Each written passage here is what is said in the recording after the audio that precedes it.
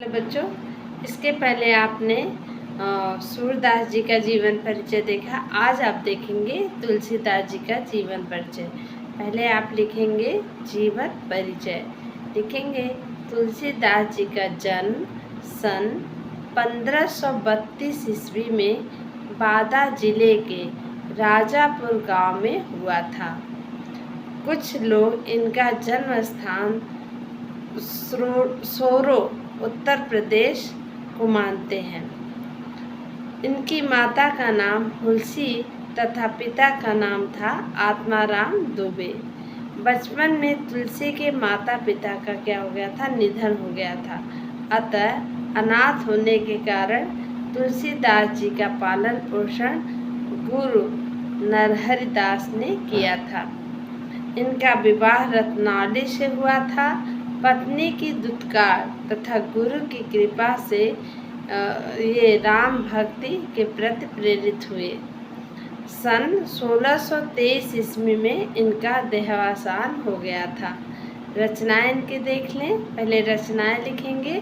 पहले लिखेंगे रामचरितमानस, दूसरा है विनय पत्रिका, तीसरा है कवितावली, चौथा है गीतावली, पांचवा है दोहावली, छठा है जानकी मंगल, सातवां है कृष्ण गीतावली और आठवां है पार्वती मंगल और आदि तुलसीदास जी की प्रमुख रचनाएं हैं।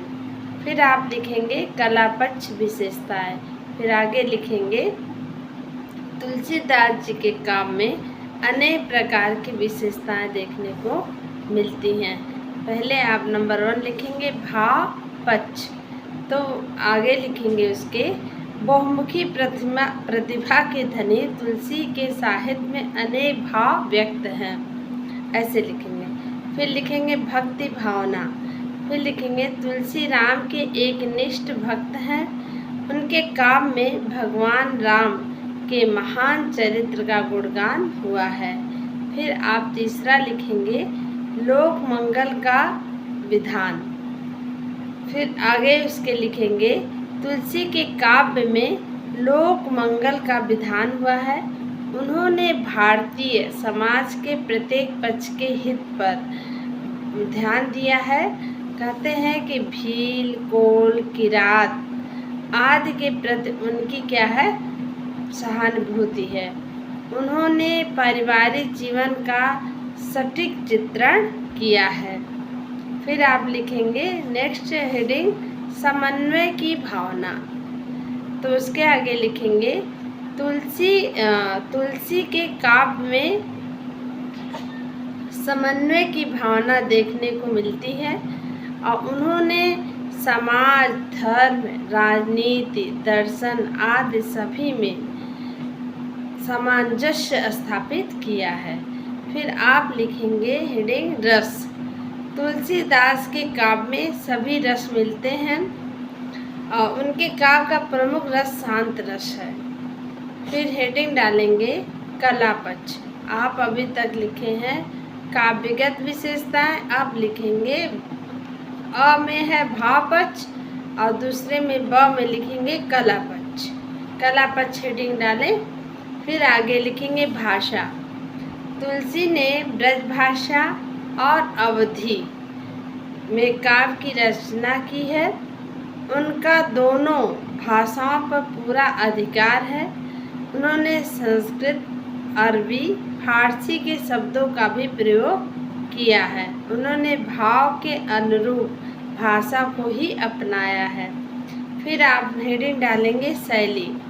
तुलसी ने प्रबंध एवं मुक्तक दोनों शैलियों में काव्य रचना की है। मुक्तक शैली में भी और प्रबंध शैली में भी। फिर आप लिखेंगे छंद। छंद के आगे लिखेंगे तुलसी ने चौपाई, दोहा, पद, सवैया और ये कवित्त आदि छंदों में काव्य रचना की है। फिर आप लिखेंगे हेडिंग अलंकार डालेंगे। फिर अलंकार के आगे लिखेंगे तुलसी ने रूपक, उपमा आदि सभी अलंकारों का सहज ही प्रयोग किया है। फिर आप हेडिंग डालेंगे साहित्य में स्थान। मनुष्य के जीवन को सुखी एवं शांत बनाने वाले काव्य की रचना तुलसीदास ने ही की है। उनके लिए कहा गया है कि कविता करके तुलसी न लसे, कविता लसी पा तुलसी का की कला।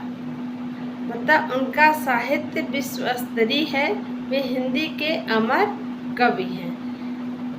अगर आपको वीडियो अच्छी लगती हो तो इसको लाइक कर दिया करें ताकि हमको भी अच्छा लगे।